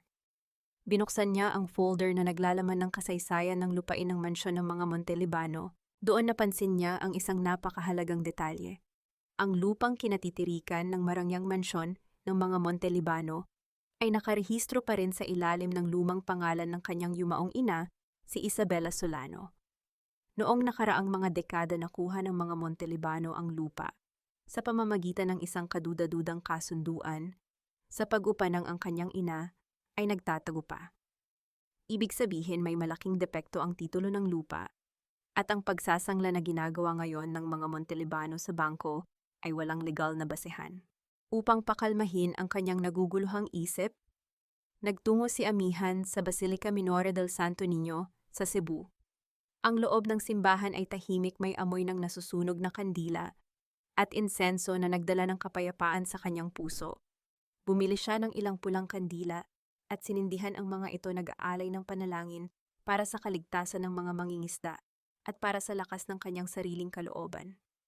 Umupo siya sa isang lumang bangko na gawa sa kahoy sa pinakamadilim na sulok ng simbahan. Dahan-dahan niyang ipinatong ang kanyang palad sa malamig na kahoy ng bangko. Dito sa mismong lugar na ito, madalas siyang maupo ng mag-isa noong siya ay asawa pa ni Leandro. Dito niya ibinubuhos ang bawat luha ng pighati kapag hindi na niya kayang tiisin ang mga masasakit na salita ni Doña Corazon. Naalala niya kung paano siya nanalangin noon na sana ay mahalin at respetuhin din siya ng kanyang pamilya. Ngunit ngayon naramdaman ni Amihan na ang mahina at umiiyak na babaeng nakaupo doon taon-taon ay tuluyan ng pumanaw. Ang natitira na lamang ay isang matatag na babaeng handang ipaglaban ang katarungan. Samantala sa mansyon, nakatanggap si Doña Corazon ng isang tawag mula sa kanyang lihim na connection sa Manila. Doña Corazon, kailangan ng komite ng bidding ng karagdagang 10 milyong piso bilang garantiya para masigurong sa inyo mapupunta ang kontrata sa kabila ng mga issue sa inyong mga dokumento, ang sabi ng boses sa kabilang linya. Kuminang ang mga mata ni Doña Corazon sa desperadong ambisyon. Humarap siya kay Leandro. Kunin mo ang huling natitirang lihim na pondo ng kumpanya, ang trust fund na nakalaan para sa pensyon ng mga retiradong manggagawa sa daungan. Ipadala mo agad sa Manila ang utos ng matandang babae. Mapondo ng mga retiradong manggagawa iyon. Kapag nalaman nila magkakagulo sa daungan ang pag-aalangan ni Leandro, walang makakaalam. Kapag nakuha natin ang bidding, ibabalik din natin ang pondo ng mabilis. Gawin mo na, Leandro, bago pa tayo maunahan ng iba ang mariing utos ni Doña Corazon. Sa loob ng simbahan, matapos ang kanyang panalangin, lumapit si Amihan sa kahon ng donasyon. Dahan-dahan niyang inihulog ang isang barya sa loob nito. Ang tunog ng metal na barya na gumulong sa loob ng kahon ng donasyon ay bumasag sa katahimikan ng simbahan, kasabay ng biglaang panginginig ng kanyang telepono sa kanyang bulsa na naglalaman ng ulat ng kanyang investigador tungkol sa paggalaw ng pondo ng pensyon ng mga mangingisda. Sa loob ng marangyang opisina ng Solano Maritime sa pinakamataas na palapag ng isang gusali sa Makati, nakatayo si Amihan sa harap ng malawak na bintana ng salamin. Nakasuot siya ng isang eleganteng suit na puti, ang kanyang buhok ay maayos na nakastyle, at ang kanyang tindig ay nagpapakita ng isang makapangyarihang pinuno. Ngunit sa kabila ng marangyang anyo, ang kanyang puso ay nananatiling nakatali sa mga alaala ng Cebu. Pumasok si Attorney Valeriano sa silid, hawak ang isang listahan ng mga bisita para sa araw na iyon. Ang kanyang mukha ay seryoso. Amihan, may mga malalaking kumpanya na gustong makipagpulong sa atin ngayon. Ngunit may isang hindi inaasahang bisita sa labas, si Leandro Montelibano. Dumating siya mula sa Cebu nang walang paunang abiso, desperadong humihingi ng pagkakataon na makausap ang bagong chairman ng Solano Maritime upang humingi ng tulong pinansyal para sa darating na bidding, ang ulat ng abogado. Sandaling huminto ang tibok ng puso ni Amihan. Ang nakaraan na pilit niyang iniiwan ay biglang kumatok sa kanyang pinto. Hindi pa siya handang iharap ang kanyang mukha, ngunit nais niyang marinig kung gaano kalalim ang kawalan ng pag-asa ng kanyang asawa. Papasukin mo siya, Attorney Valeriano. Ngunit mag-uusap kami sa loob ng conference room na may nakaharang na frosted glass partition, ang malamig na utos ni Amihan. Pumasok si Leandro sa malawak na conference room. Ang kanyang mukha ay halatang pagod mula sa biyahe, at ang kanyang mga mata ay puno ng kaba habang hawak ang isang leather na folder. Naupo si Amihan sa kabilang panig ng frosted glass wall, isang espesyal na salamin, kung saan malinaw niyang nakikita si Leandro, ngunit ang lalaki ay tanging isang malabong anino lamang ang nakikita sa kabilang bahagi. Ginamit ni Amihan ang isang intercom system na may voice-altering feature upang hindi makilala ang kanyang boses. Magandang araw po, Chairman. Ang panimula ni Leandro, ang kanyang tinig ay nanginginig, ngunit sinusubukan niyang maging formal. Ako po si Leandro Montelibano mula sa Montelibano Transport ng Cebu. Nandito po ako upang ialok ang isang pakikipagtulungan sa Solano Maritime para sa bidding sa Manila Port.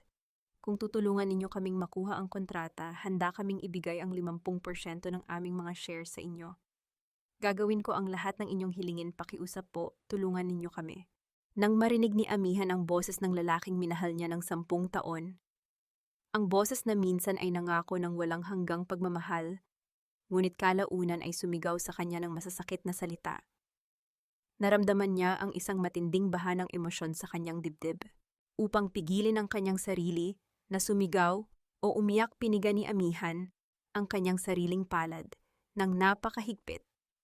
Ang kanyang mga kuko ay bumaon ng malalim sa kanyang balat na nag-iwan ng mapupulang marka sa hugis ng gasuklay na buwan. Kinailangan niyang iangat ang kanyang ulo at huminga ng malalim upang mapanatili ang kanyang lamig. Bakit makikipagtulungan ang Solano Maritime sa isang kumpanyang may mga alingasngas ng pandaraya at pagnanakaw sa Cebu? Ang tanong ni Amihan. Sa pamamagitan ng intercom, ang kanyang boses ay malamig, malalim at walang kahit kaunting emosyon. Natigilan si Leandro na palunok ng laway bago mabilis na sumagot. Mga sabi-sabi lang po iyan ng aming mga kalaban sa negosyo, Chairman. Ang aming pamilya ay may mataas na integridad at katapatan sa aming mga manggagawa. Garantisado po na malinis ang aming operasyon. Integridad, katapatan, naalala ni Amihan? Ang gabi 5 taon na ang nakalilipas nang magkaroon si Leandro ng matinding lagnat. 3 araw siyang hindi natulog. Upang punasan ang mainit nitong katawan, nagluto ng lugaw at nanalangin para sa kaligtasan nito. Nang gumaling si Leandro, hinawakan nito ang kanyang kamay at sinabing, Amihan, hinding-hindi ko makakalimutan ang kabutihan mo. Ikaw ang aking buhay. Ngunit ngayon ang lalaking iyon ay nakatayo sa harap ng salamin, nagsisinungaling ng walang kurap upang pagtakpan ang kanyang mga krimen. Tuluyan na nga itong nilamon ng kasakiman ng kanyang ina. Hindi interesado ang Solano Maritime sa mga kumpanyang walang matatag na pundasyon ng katapatan. Maaari ka nang umalis, Mr. Montelibano, ang huling hatol ni Amihan bago patayin ang intercom. Desperado at bagsak ang balikat na tumayo si Leandro. Ngunit habang naglalakad siya patungo sa pinto, bigla siyang napahinto. Ang hangin sa loob ng conference room ay may amoy ng isang banayad na pabango ng sampagita at mga ligaw na rosas. Ito ang natatanging amoy ng murang cologne na ginagamit ni Amihan noon sa Cebu, isang amoy na napakapamilyar sa kanya. Kumunot ang noo ni Leandro, lumingon siya sa glass partition na tila sinusubukang hulaan kung sino ang nasa likod nito. Sa kanyang paglingon na hagip ng kanyang mga mata, ang isang maliit na side table malapit sa pinto. Doon sa ibabaw ng ilang mga dokumento na inilatag ni Attorney Valeriano kanina, nakapatong ang isang lumang kwintas na may puting palawit ng shells sa hugis ng rosas at timon. Nanlaki ang mga mata ni Leandro, dahan-dahang humakbang patungo sa lamesa. Ang kwintas na ito, ang bulong ni Leandro habang dahan-dahang itinataas ang kanyang kamay upang hawakan ang kwintas. Mabilis na lumapit si Attorney Valeriano at kinuha ang kwintas bago pa ito mahawakan ni Leandro. Mr. Montelibano, bawal hawakan ang mga personal na gamit ng pamunuan dito. Mangyaring lumabas na kayo, ang maring sabi ng abogado habang binubuksan ang pinto ng opisina. Napilitang lumabas si Leandro, ngunit ang kanyang isip ay puno ng matinding kalituhan at kaba. Nakatayo siya sa koridor ng gusali, nakatitig sa pinto ng elevator na tila may malaking puzzle na hindi niya mabuo. Ang marahang tunog ng pagkabukas ng pinto ng elevator ay bumasag sa katahimikan, ngunit ang larawan ng kwintas na iyon ay nanatiling nakaukit sa kanyang isipan. Sa loob ng kanyang lihim na opisina sa Manila, nakaupo si Amihan sa harap ng isang malawak na mesa na puno ng mga dokumento ng bangko at mga audit report ng Montelibano Transport. Ang silid ay tahimik, tanging ang dahan-dahang paglipat ng mga pahina ng papel ang lumilikha ng marahang ingay sa katahimikan. Ipinadala ng kanyang pribadong investigador na si Marcus ang mga internal financial statement ng kumpanya ng kanyang asawa mula sa nakaraang 5 taon. Habang sinusuri ni Amihan ang bawat linya ng mga transaksyon, biglang nahinto ang kanyang paningin sa isang serye ng malalaking pag-withdraw ng pera 3 taon na ang nakalilipas. Ang account na iyon ay may pangalang Pondo ng Tulong para sa Bagyo ng Cebu, isang pondo na nakalaan para sa rehabilitasyon ng daungan, at tulong pinansyal sa mga mangingisdang nawalan ng tahanan dahil sa malakas na bagyong nanalasa noon. Mahigit 20 milyong piso ang inilipat mula sa pondong ito patungo sa personal na account ni Doña Corazon, at ang iba naman ay ginamit upang ipambili ng mga marangyang sasakyan at mga designer bags ng kanyang biyenan. Mayroon ding pirma ni Leandro sa bawat tseke. Napatakip ng bibig si Amihan, ang kanyang puso ay napuno ng matinding pagkamuhi at bighati. Paano nila nagawang nakawin ang pondo na nakalaan para sa mga taong nawalan ng bahay at nagugutom? Ang bulong ni Amihan, ang kanyang mga mata ay nagbabaga sa galit. Naalala niya ang Cebu daungan 3 taon na ang nakalilipas matapos ang bagyo. Ang mga pamilya ng mga mangingisda ay nakatira lamang sa ilalim ng mga plastik na tolda, nanginginig sa lamig. Ang mga bata ay umiiyak dahil sa gutom at uminom ng maruming tubig na naging sanhi ng pagkalat ng sakit na cholera at dengue, dahil ang ipinangakong malinis na supply ng tubig at gamot na dadaan sa Montelibano Transport ay hindi kailanman dumating. Noong mga panahong iyon, lihim na lumalabas si Amihan sa mansyon upang dalhin ang kanyang sariling kaunting ipon at ilang kilong bigas sa mga pamilyang iyon, dahil galit na galit si Doña Corazon nang malaman ito.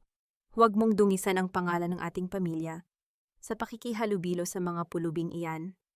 Amihan ang matalim na sigaw ng kanyang biyenan noon. Ngunit ngayon nalaman niya na ang perang pambili ng gamot at malinis na tubig para sa mga mangingisda ay ginamit pala ni Doña Corazon para sa kanyang mga gintong alahas. Sa gitna ng kanyang galit, binuksan ni Amihan ang isang simpleng kwaderno na nakalagay sa kanyang tabi. Kumuha siya ng panulat at dahan-dahang isinulat ang mga pangalan ng mga mangingisda at ng kanilang mga anak. Si Mang Tomas, ang maliit na si Sarah, at ang sanggol na si Kiko. Isinulat niya ang mga ito isa-isa habang ang bawat dulo ng kanyang pluma ay tila isang sumpa ng hustisya. Ipaglalaban ko kayo. Hindi lamang ito para sa aking sarili kundi para sa bawat isa sa inyo na ninakawan nila ng kinabukasan ang bulong niya habang pinatutuyo ang kanyang mga luha. Humarap si Amihan kay Attorney Valeriano na tahimik na nakatayo sa kanyang tabi. Attorney Valeriano, ihanda mo ang lahat ng mga legal na kaso. Estafa, plunder at pagnanakaw sa pampublikong pondo. I want everything to be perfect. Isasampa natin ang mga kasong ito sa eksaktong sandali na mararamdaman nilang hawak na nila ang tagumpay sa bidding sa Manila, ang seryoso at dinalang utos ni Amihan. Masusunod, Amihan, ang sagot ng abogado ng may paggalang. Walang magiging takas ang pamilyang Montelibano sa pagkakataong ito. Ngunit habang binabasa ni Amihan ang huling bahagi ng audit report, napansin niya ang isa pang kahina-hinalang transaksyon. 3 araw bago siya palayasin sa daungan ng Cebu, may halagang 30 milyong piso ang lihim na inilipat mula sa account ng kumpanya patungo sa isang hindi kilalang account sa Switzerland. Ang autorisasyon para sa wire transfer na ito ay pinirmahan ni Leandro gamit ang isang power of attorney na nagmula sa pamilya ni Valerie Soler.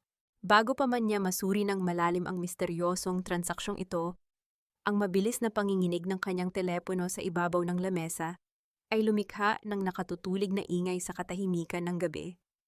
Agad na sinagot ni Amihan ang tawag. Isang boses ng isang mangingisda mula sa Cebu na puno ng matinding takot at hingal ang sumabog sa kabilang linya. Amihan, magtago kayo, si Leandro. Nagpadala siya ng mga maton dito sa daungan ngayon lang. Sinisira nila ang kubo ni Aling Teresa upang hanapin ang kwintas mo. Natatakot kami, Amihan. Baka kung ano ang gawin nila kay Aling Teresa. Mabilis na tumatakbo ang sasakyan ni Attorney Valeriano sa madilim at maputik na daan patungo sa daungan ng Cebu. Sa loob ng sasakyan, si Amihan ay nakaupo sa tabi ng driver, ang kanyang mga kamay ay mahigpit na nakahawak sa kanyang kandungan habang walang hinto sa pagdarasal. Matapos matanggap ang tawag ng mangingisda, hindi siya nag-atubiling bumalik agad sa Cebu upang iligtas ang matandang nagbigay sa kanya ng bagong buhay. Bilisan mo po pakiusap. Baka kung ano na ang ginagawa nila kay Aling Teresa, ang nag-aalalang sabi ni Amihan. Ang kanyang boses ay nanginginig sa takot. Samantala sa loob ng maliit na kubo ni Aling Teresa, ang kaguluhan ay kasalukuyan nang nangyayari. Ang 3 maton na ipinadala ni Leandro sa pamumuno ni Jojo ay walang awa na sinisira ang bawat sulok ng bahay. Ang pagbagsak ng mga ceramic na mangkok sa sahig ay lumikha ng kalasing na nagkalat sa buong sulok kasabay ng marahas na paggiba sa mga dingding na gawa sa nipa at kawayan. Nasaan ang kwintas na nakuha ng babaeng iyon sa bodega? Ibigay mo sa amin, matanda, kung ayaw mong masaktan ang sigaw ni Jojo habang magaspang na itinutulak si Aling Teresa sa sahig. Wala rito. Wala akong alam tungkol sa sinasabi ninyong kwintas, ang sagot ng matanda habang nagaagaw ang kanyang hininga dahil sa takot at sakit ng pagkakatulak. Sa sandaling iyon, bumukas ang pinto at mabilis na pumasok si Amihan sa loob ng kubo. Iwan ninyo siya, ang matatag na sigaw ni Amihan, dinalang hinarang ang kanyang sarili sa harap ni Aling Teresa upang maging proteksyon sa matanda. Lumingon si Jojo, isang masamang ngiti ang sumilay sa kanyang mukha nang makita ang kanyang target. Aba, nandito pala ang asawa ni boss. Perfect timing. Saan mo itinago ang kwintas, Amihan? Ibigay mo sa amin ngayon din kung gusto mong umalis sa lugar na ito nang buhay ang banta ng maton habang itinataas ang hawak na pamalong kahoy. Wala kayong makukuha sa akin. At sabihin mo sa walang hiyang asawa ko, bawat pananakot at karahasang ginagawa niya ay may katapat na parusa sa batas, ang matapang na pahayag ni Amihan, kahit na ang kanyang buong katawan ay nanginginig sa takot sa harap ng mga armadong lalaki. Hakbang na lalapit si Jojo upang saktan si Amihan, ngunit bago pa man niya maitaas ang kanyang pamalo, isang malakas na sigawan ng maraming tao ang narinig sa labas ng kubo. 12-dosenang mga mangingisda sa pamumuno ni Mang Tomas ang mabilis na dumating. Hawak ang kanilang mga sulo, mga sagwan at mga lambat, pinalibutan nila ang kubo ni Aling Teresa. Ang liwanag ng kanilang mga sulo ay nagdala ng liwanag sa madilim na gabi at ang kanilang pagkakaisa ay nagpakita ng isang pader ng lakas na hindi kayang tapatan ng mga maton. Huwag ninyong hahawakan si Aling Teresa at si Amihan, umalis kayo rito kung ayaw ninyong tikman ang galit ng buong daungan, ang sigaw ni Mang Tomas nang may matinding tapang. Dahil sa dami ng mga mangingisdang handang lumaban para kina Amihan at Aling Teresa. Natakot si Jojo at ang kanyang mga kasamahan. Dahan-dahan silang umatras patungo sa kanilang sasakyan habang nagbabanta. Hindi pa ito tapos, magbabayad kayo sa ginawa ninyo, ang sigaw ni Jojo bago mabilis na pinaharurot ang kanilang sasakyan palayo. Mabilis na lumuhod si Amihan upang tulungan si Aling Teresa na makatayo. Ligtas ang matanda bagaman may kaunting galos sa kanyang braso at nanghihina dahil sa takot. Habang nililinis ng mga mangingisda ang mga kalat, may napansin si Mang Tomas sa putikan sa labas ng pinto, isang wallet na nahulog ng isa sa mga maton sa gitna ng kaguluhan. Inabot niya ito kay Amihan. Sa loob ng wallet nakita ni Amihan ang isang ID at isang kamakailang resibo ng bangko. Ipinapakita sa resibo ang isang direktang transfer ng 100,000 piso mula sa personal na account ni Leandro Montelibano patungo sa account ni Jojo na may nakasulat na memo para sa operasyon sa daungan. Ito ang direktang ebidensya na si Leandro mismo ang nagbayad para sa karahasang ito. Dahil hindi naligtas si Aling Teresa sa Cebu, nagpasya si Amihan na ilikas ang matanda patungong Manila sa lalong madaling panahon. Tinulungan ng mga mangingisda si Aling Teresa na makasakay sa ligtas at marangyang SUV ng Solano Maritime na naghihintay sa malapit. Habang mabilis na tumatakbo ang sasakyan sa highway patungong airport, nanatiling tahimik si Amihan. Ang kanyang puso ay hindi pa rin kumakalma mula sa takot. Sa sandaling iyon, binalot ni Aling Teresa ang kanyang magaspang at kulubot na kamay sa nanginginig na kamay ni Amihan. Hinawakan niya ito ng napakahigpit na gahatid ng init ng pagkalinga na hindi nangangailangan ng anumang salita upang pakalmaduhin ang nag-aalalang puso ni Amihan habang pinapanood nila ang dahan-dahang pagkawala ng daungan ng Cebu sa likod ng makapal na ambon. Samantala sa Cebu nanginginig sa galit si Leandro habang kausap si Jojo sa telepono. Mga tanga, isang matanda at isang babaeng walang halaga lang, hindi ninyo nakuha ang kwintas, ang sigaw ni Leandro. Boss, sorry po pero may kakaiba kaming nakita. Isang marangyang SUV ng Solano Maritime ang dumating at sumagip sa kanila. Doon sumakay si Amihan at ang matanda ang ulat ni Jojo. Natigilan si Leandro. Ang kanyang buong katawan ay tila naging bato. Solano Maritime. Bakit kasama ni Amihan ang mga tao ng pinakamayamang kumpanya ng barko sa bansa? Ang tanong na ito ay nagdala ng isang matinding takot sa kanyang puso, habang ang unang liwanag ng bukang liwayway ay dahan-dahang nagpapakita sa kalangitan patungong Manila. Sa loob ng marangyang silid-tulugan ng mansyon ng mga Montelibano sa Cebu, nagkalat ang mga mamahaling designer suit at mga gown na ginto sa ibabaw ng malawak na kama.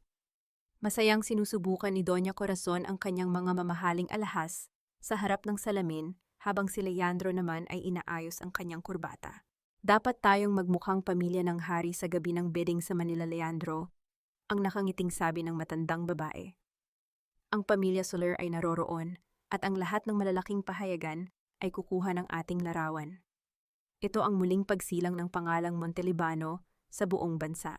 Bumukas ang pinto at pumasok ang kanilang katulong, may dalang isang rehistradong sulat mula sa Cebu National Bank.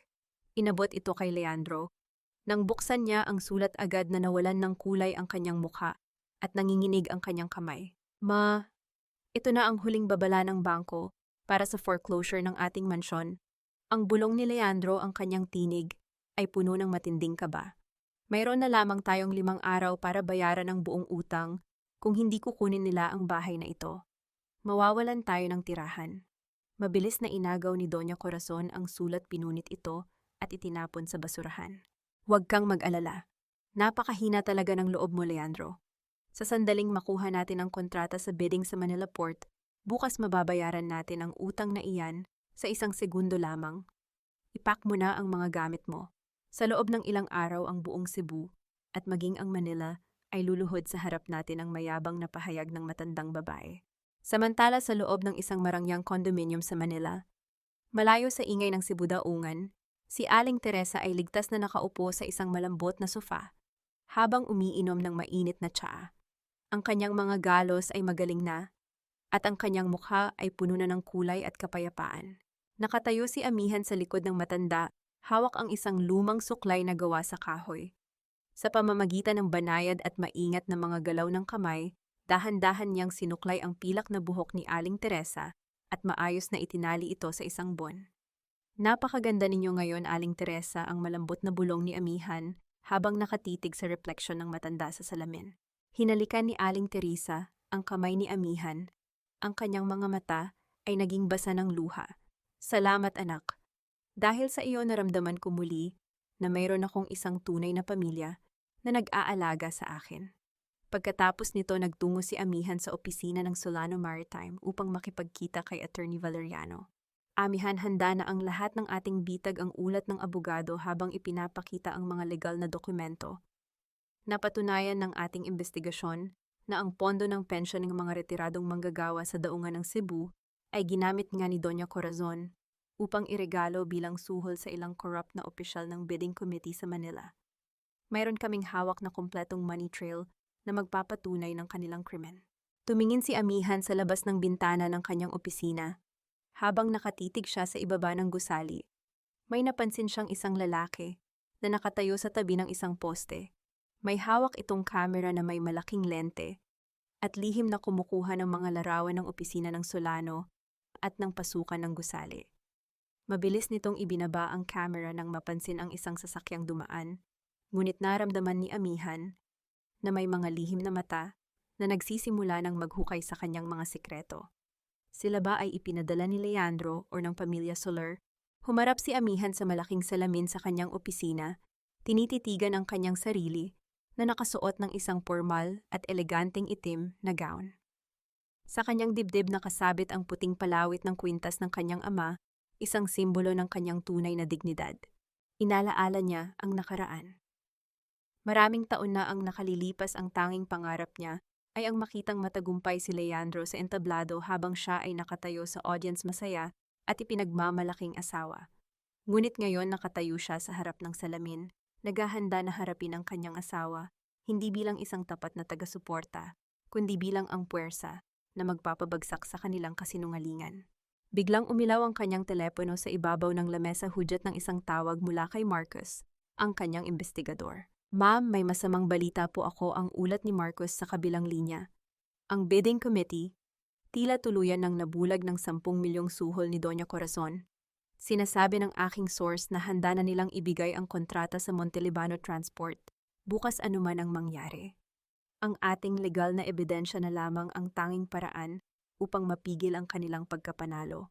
Nanatiling tahimik si Amihan habang ang tunog ng malakas na ulan na humahampas sa salamin ng bintana ng kanyang opisina ay lumikha ng isang ritmong musika sa katahimikan ng silid, nagbabadya ng isang malaking unos na magaganap sa gabi ng bidding bukas. Ang malawak na bulwagan ng Manila Port Authority ay nagniningning sa ilalim ng daan-daang malalakas na ilaw.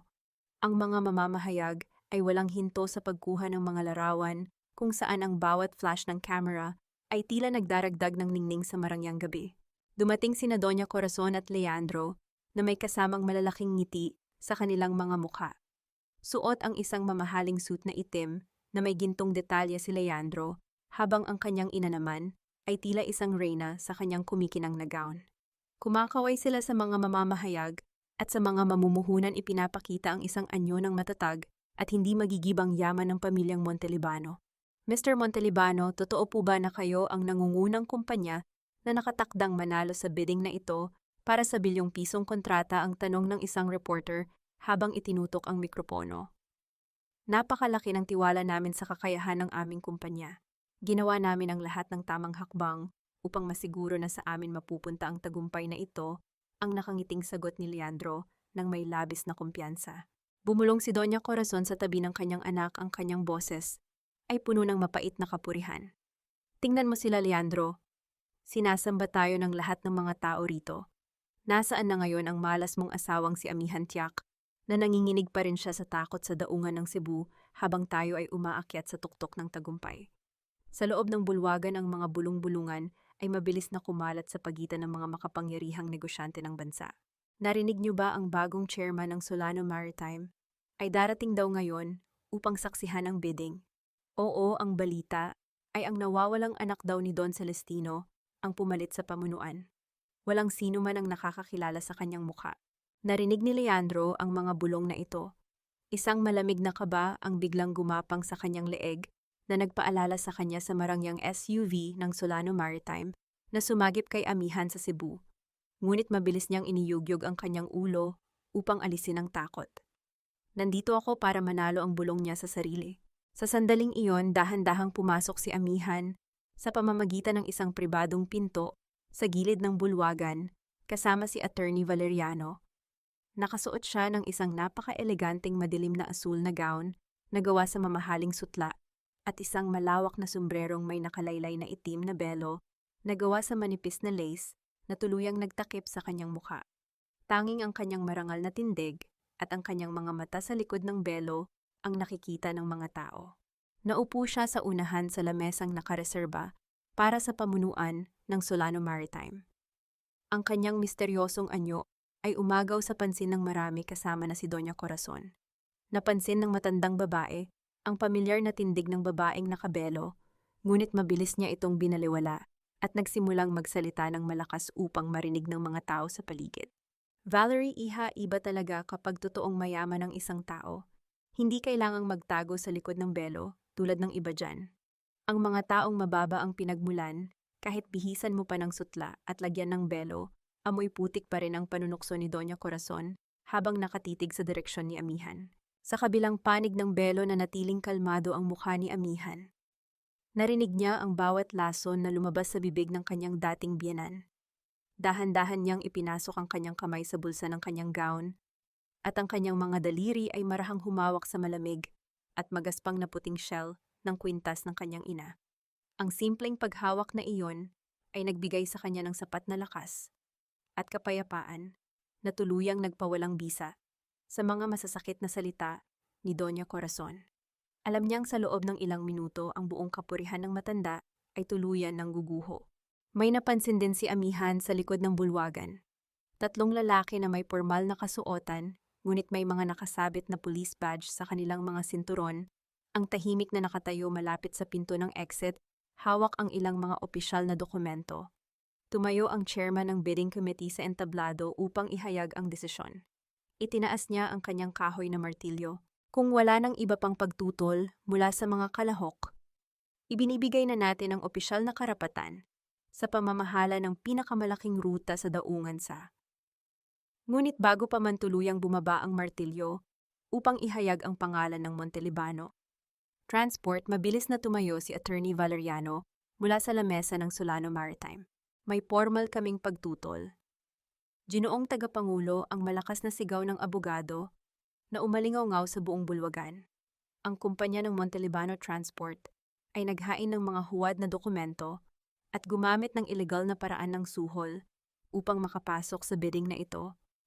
Ang buong bulwagan ay biglang nabalot ng isang malalim at nakabibinging katahimikan. Anong kalokohan ito? Walang anumang huwad na dokumento, ang Montelibano Transport. Ang galit na sigaw ni Leandro, habang mabilis na tumatayo mula sa kanyang upuan, ang kanyang mukha ay namumula sa hiya at galit sa harap ng maraming mamumuhunan. Humarap si Attorney Valeriano sa komite ng may malamig na ngiti. Upang malaman ang buong katotohanan, hayaan nating ang bagong chairman ng Solano Maritime mismo ang magsalita ang pahayag ng abogado habang itinuturo ang VIP table. Ang bawat mata sa loob ng malaking bulwagan ay dahan-dahang natuon sa babaeng nakabelo. Sa ilalim ng nakabibinging katahimikan ng mga tao, dahan-dahang tumayo si Amihan. Ang kanyang mga galaw ay puno ng karangalan at pino. Inabot ng kanyang kamay ang gilid ng itim na lace na nakatakip sa kanyang mukha. Sa pamamagitan ng isang dinalang pag-angat ng kamay, inihagis ni Amihan ang belo sa likod ng kanyang sombrero. Ang walang hinto at mabilis na pag-ilaw ng mga kamera ng media ay pumuno sa bulwagan na nagdala ng liwanag sa kanyang maganda kalmado at marangal na mukha. Nang makita ang kanyang mukha, dahan-dahang napaatras si Leandro, halos maitumba ang kanyang sariling upuan dahil sa tindi ng gulat. Ang kanyang mga mata ay nanlaki at ang kanyang labi ay nanginginig. Amihan ang bulong ni Leandro, ang kanyang boses ay tila nawalan ng hangin. Hindi maaari, patay ka na. Nandoon ka sa bodega sa Cebu. Si Doña Corazon naman ay napatayo, ang kanyang mukha ay nawalan ng kulay bago tuluyang napuno ng matinding galit. Itinuro niya ang kanyang nanginginig na daliri kay Amihan habang sumisigaw sa harap ng mga mamamahayag. Ikaw, Paano nakapasok dito ang hampaslupang yan? Security, ilabas ninyo ang impostor na yan. Isang magnanakaw ang babaeng yan, ang hysterical na sigaw ng matandang babae. Hindi nagtaas ng boses si Amihan. Lumakad siya patungo sa podium sa entablado nang may dinalang katatagan at ang kanyang boses ay naging malinaw at umalingaw-ngaw sa buong bulwagan sa pamamagitan ng mikropono. Ako si Amihan Solano, ang nag-iisang anak at tagapagmana ni Don Celestino Solano at ang tunay na chairman ng Solano Maritime. At ang kumpanya ninyo, Mr. Montelibano, ay ang tunay na magnanakaw ang seryosong pahayag ni Amihan. Sa pamamagitan ng isang pindot sa remote control, ang naglalakihang mga digital screen sa likod ng entablado ay biglang umilaw. Doon malinaw na ipinakita ang mga ebidensya. Ang unang slide ay naglalaman ng mga dokumento ng bangko na may pulang marka sa mga pirma ng Solano Maritime na nagpapatunay na huwad ang mga ito. Ang sumunod na slide ay nagpakita ng money trail ng 10 milyong piso na kinuha ni Doña Corazon mula sa trust fund ng pensyon ng mga retiradong mangingisda sa Cebu upang iregalo bilang suhol sa mga corrupt na opisyal ng komite ng bidding. Ang mga bulong-bulungan ng mga tao sa bulwagan ay naging malakas na ingay ng pagkagulat at galit. Ang chairman ng bidding committee ay napaupo sa takot habang ang 3 pulis mula sa likod ay mabilis na lumapit sa lamesa ng mga Montelibano. Doña Corazon Montelibano at Mr. Leandro Montelibano kayo ay arestado sa ilalim ng mga kasong plunder, estafa, falsification of public documents at embezzlement, ang seryosong pahayag ng pinunong pulis habang nilalabas ang warrant of arrest. Huwag ninyo akong hawakan. Hindi ninyo ako kilala. Ako ay isang Montelibano, ang nagwawalang sigaw ni Doña Corazon, habang pilit na iniiwas ang kanyang mga kamay sa hawak na posas ng mga pulis. Ang kanyang marangyang gown ay nagulo at ang kanyang mga gintong alahas ay nanginginig sa takot nang matanto na nawala na ang lahat ang kanyang yaman ng kumpanya at ang kanyang dangal si Leandro ay tuluyang nanghina. Bumagsak siya sa kanyang mga tuhod at gumapang patungo sa ibaba ng entablado kung saan nakatayo si Amihan. Amihan, pakiusap, patawarin mo ako. Nabulag lang ako ng pera at ng aking mama. Mahal kita, Amihan. Please, iligtas mo ako. Isipin mo naman ang 10 taon nating pagsasama at pagmamahalan sa Cebu, ang umiiyak na pagsusumamo ni Leandro habang inaabot ang kamay ni Amihan upang hawakan ito. Tiningnan siya ni Amihan mula sa itaas. Sa kanyang mga mata ay walang makikitang galit kundi isang malalim na awa para sa lalaking tuluyan nang nasira ng kasakiman. Nang subukan ni Leandro na hawakan ang kanyang kamay dahan-dahan at mahinahon niyang iniwas ang kanyang palad, hinayaang dumulas ang mga daliri ng lalaki sa hangin nang walang nahawakan. Ang 10 taon na iyon ay tuluyan nang natapos sa gabing iniwan mo ako sa madilim at malamig na bodega sa daungan ng Cebu, Leandro. Ang mahinahong sabi ni Amihan, ang bawat salita ay puno ng huling pagtatapos ng kanilang relasyon. Habang nilalagyan ng posas si Leandro, humarap siya kay Amihan na may kasamang desperadong tingin sa kanyang mga mata. Amihan, may hindi ka alam. Ang tatay mo, si Don Celestino, hindi siya namatay sa sakit. May kinalaman si Mama sa pagkamatay niya. Pakiusap, iligtas mo ako at sasabihin ko sa iyo ang lahat, ang sigaw ni Leandro habang dinalang hinihila ng mga pulis palabas ng bulwagan. Natigilan si Amihan, ang kanyang buong katawan ay nanigas sa narinig. Ang misteryo ng bigla ang pagkamatay ng kanyang ama ay muling nagbukas ng isang bagong sugat at tanong sa kanyang puso. Inilabas si Doña Corazon na patuloy na sumisigaw ng sumpa patungo kay Amihan habang ang walang hinto at mabilis na pag-ilaw ng mga kamera ng media ay patuloy na pumupuno sa bulwagan, nag-iiwan ng isang matinding gulo sa gabi na akala ng mga Montelibano ay magiging gabi ng kanilang tagumpay.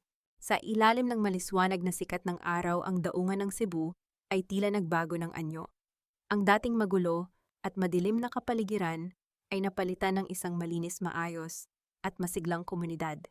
Ang mga mangingisda ay may suot na malalaking ngiti habang nag-aayos ng kanilang mga bagong lambat sa tabi ng mahabang linya ng mga bangkang demotor na may kulay puti at asul. Sa gitna ng daungan nakatayo ang isang malaking karatula na may nakasulat na kooperatiba ng mga mangingisda ng Solano, Cebu. Inabot ni Amihan ang mga susi ng bagong bangka kay Mang Tomas habang ang matanda ay walang hinto sa pagluha. dahil sa labis na kagalakan. Salamat, amihan.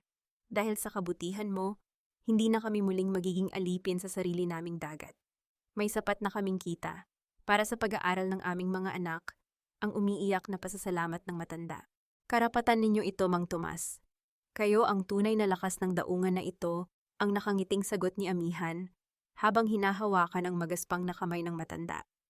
Ngunit sa kabila ng kanyang tagumpay, ang mga huling salita ni Leandro sa gabi ng bidding sa Manila ay nanatiling nakaukit sa kanyang isipan. Kailangan niyang malaman ang buong katotohanan tungkol sa kanyang yumaong ama at kailangan niyang tuluyang isara ang kabanata ng kanyang nakaraan. Nagtungo si amihan sa Cebu Provincial Jail. Ang loob ng bilangguan ay may amoy ng lumang semento, kalawang at kalungkutan. Naupo si amihan sa tapat ng isang simpleng lamesang kahoy sa loob ng silid ng pagbisita.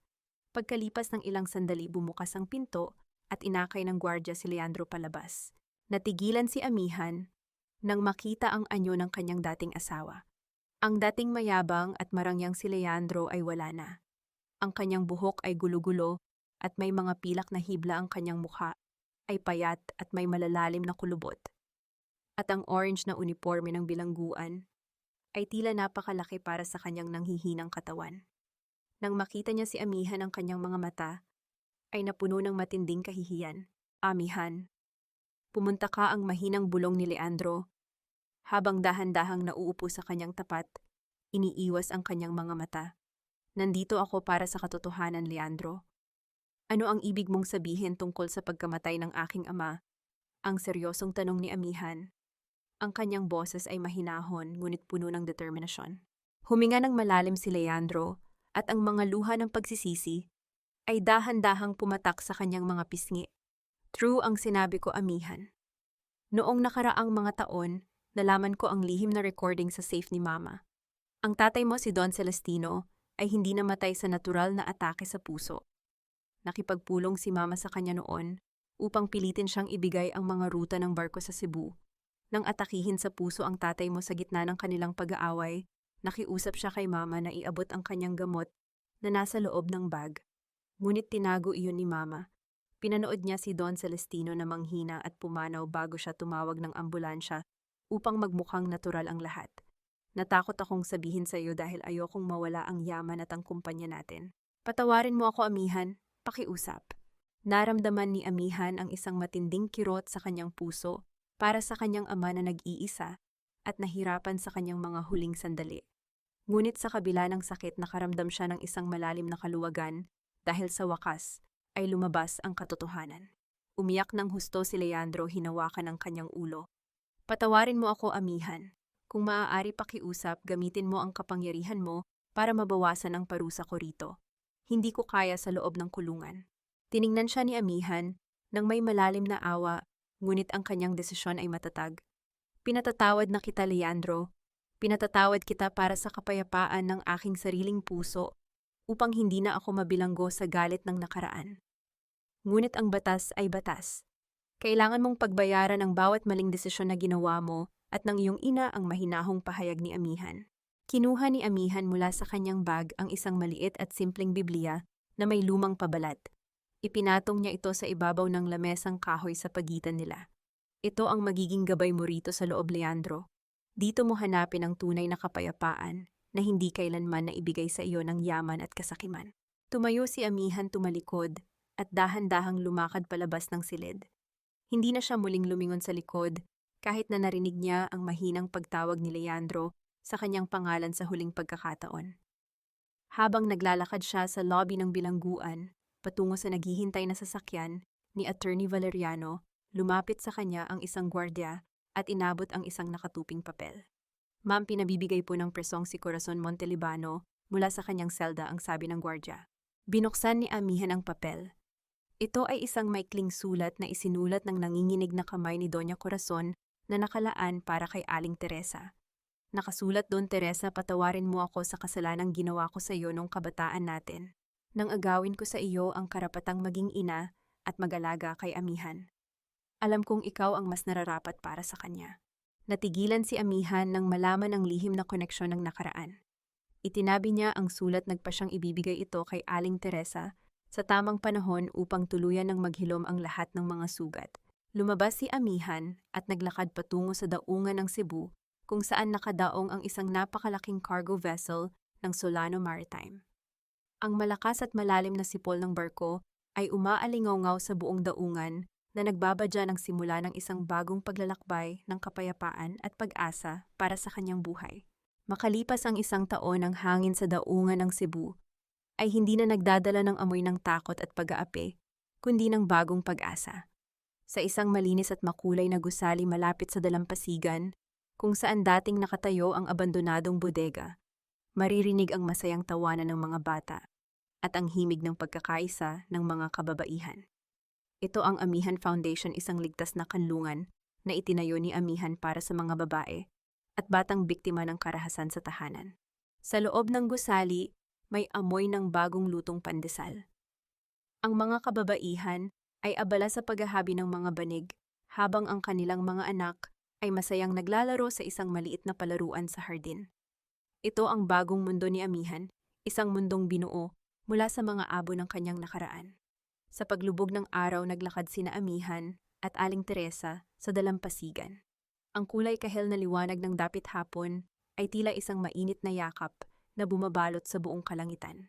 Nahanap mo na ba ang kapayapaan na matagal mo nang hinahanap, anak? Ang malambot na tanong ni Aling Teresa habang pinapanood ang marahang paghalik ng mga alon sa buhanginan. Ngumiti si Amihan, isang nangiting malalim at puno ng katahimikan. Opo, Aling Teresa. Pero hindi ko po ito nahanap sa yaman o sa pagbagsak ng mga Montelibano. Nahanap ko po ang kapayapaan sa bawat ngiti ng mga batang tinutulungan natin, sa bawat babaeng muling natututong mangarap dahil sa ating pundasyon. Doon ko po nahanap ang tunay na kapayapaan ng aking puso. Napatawad mo na ba sila ng buo? Ang muling tanong ng matanda. Pinatawad ko na po si Leandro para sa aking sariling kalayaan. Ngunit ang hustisya ay para sa lahat ng taong sinaktan nila. Ang pagpapatawad ay hindi nangangahulugang paglimot sa kanilang mga kasalanan. Ito ay pagpili na huwag nang hayaang ang galit ang magdikta sa aking kinabukasan, ang paliwanag ni Amihan. Sa kanyang puso, alam ni Amihan ang tunay na aral ng kanyang tadhana. Ang tunay na kayamanan ay hindi ang bilyong pisong iniwan ng kanyang ama. Ito ay ang lakas ng loob na bumangon mula sa pagkakadapa, ang dignidad na hindi kayang bilhin ng pera, at ang kakayahang gawing liwanag ang sariling kadiliman upang maging tanglaw sa iba. Hawak niya ang lumang kwintas na nakasabit sa kanyang leeg. Hindi na ito isang simbolo ng kapangyarihan o yaman, kundi isang simpleng paalala ng walang hanggang pagmamahal ng kanyang ina. Sa sandaling iyon, isang magandang paru-paro na may kulay asul at puti ang dahan-dahang lumipad at marahang dumapo sa kanyang balikat. Tila isang banayad na haplos mula sa kalangitan. Ngumiti si Amihan, tiningnan ang papalubog na araw at naramdaman ang isang mainit na pakiramdam ng paggaling sa kanyang puso. Ang lahat ng sugat ay tuluyan ng naghilom. Ang kanyang paglalakbay ay tapos na at isang bagong kabanata ng pag-ibig, pag-asa at kapayapaan ang naghihintay sa kanya sa pagsikat ng bagong umaga.